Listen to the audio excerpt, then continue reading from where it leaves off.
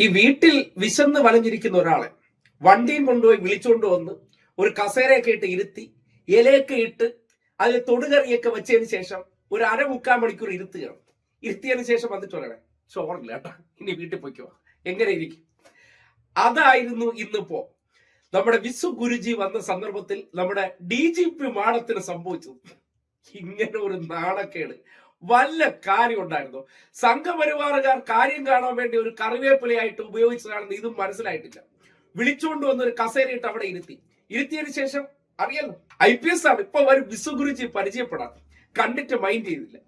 കോഴിയെന്ന് ചോദിച്ചു, അത് ഏതാ വഴിയെ പോയവരുടെ അവിടെ വന്നിരിക്കുന്ന കാര്യമാക്കണ്ട, മോണിച്ച് അങ്ങോട്ട് നെഹി ദേക്ക നോക്കണ്ട, അയ്യോ നോക്കിയാ നമുക്ക് തന്നെ വലിയ വിലയായിട്ടിരിക്കുകയാണ്, എങ്ങനെയെങ്കിലും ഇതിനെ ഒഴിപ്പിച്ച് വിടാൻ പറ്റുമോ എന്ന് ചിന്തിച്ചിരിക്കുകയാണ്. പക്ഷെ നടക്കല്ല. പിന്നെ എങ്ങനെയെങ്കിലും അഡ്ജസ്റ്റ് ചെയ്ത് കൊണ്ട് പോകുന്നതാണ്. ഈ പറഞ്ഞ കണക്ക് അങ്ങോട്ട് ഇളവിപ്പോയി കഴിഞ്ഞാൽ പിന്നെ പിടിച്ചാൽ കിട്ടില്ല, നാഗവല്ലിയേക്കാൾ അപ്പുറമാണ്. അതുകൊണ്ട് ഒരു രീതിക്ക് ഒരു കസേര കൊടുത്ത് അവിടെ ഇരുത്തിയിരിക്കുന്നതാണ്.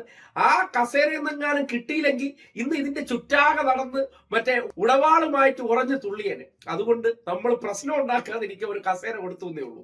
അപ്പോ പക്ഷെ എങ്ങനെയാണ് നമ്മുടെ IPS ജി അവിടെ ഇരുന്നതും ഇപ്പൊ വരും ആര്? ഭരത്ചന്ദ്രൻ IPSന്റെ പെൺ ആണ് ഞാൻ. എന്നെ കാണാൻ വരും ആര്? വിശ്വ ഗുരുജി വരുമെന്ന് വിചാരിച്ചു. എവിടെ? കണ്ട ഭാവം പോലും നടിച്ചില്ല. അല്ലെങ്കിൽ എന്ത് വേണം? കേരളത്തിലെ അല്ലെങ്കിൽ തലസ്ഥാനത്തെ BJP നേതൃത്വം വലിയ ആശ കൊടുത്ത് മേയറാക്കാന്നൊക്കെ പറഞ്ഞ് കൊണ്ടുവന്ന് നിർത്തിയതാണ്. ഒരു കസേരയിട്ട് ഇരുത്തിയതിനു ശേഷം IPS BJP അനാഥ എന്നൊക്കെ 2 ഡയലോഗ് അടിച്ച് ഒന്ന് പരിചയപ്പെടുത്തിയിരുന്നെങ്കിൽ ഒരു സമാധാനമെങ്കിലായി. ഇത് അങ്ങനെയില്ല. അവിടെ ഒരു കസേരയിട്ട് വയലിൽ കോല ഇരുത്തിയിരിക്കും പോലെ ഇരുത്തിയതിനു ശേഷം എല്ലാരും പൊടിയും തട്ടിപ്പോയപ്പോ ആ നിക്കണ നിപ്പ് കണ്ട പെറ്റ തള്ള സഹിക്കില്ല. പ്രധാനമന്ത്രി പങ്കെടുത്ത വലിയ പൊതുസമ്മേളനം നടക്കുമ്പോൾ R ശ്രീലേഖ വേദിയിലുണ്ടായിരുന്നു. BJPയുടെ സംസ്ഥാന വൈസ് പ്രസിഡന്റ് കൂടിയാണ് R ശ്രീലേഖ.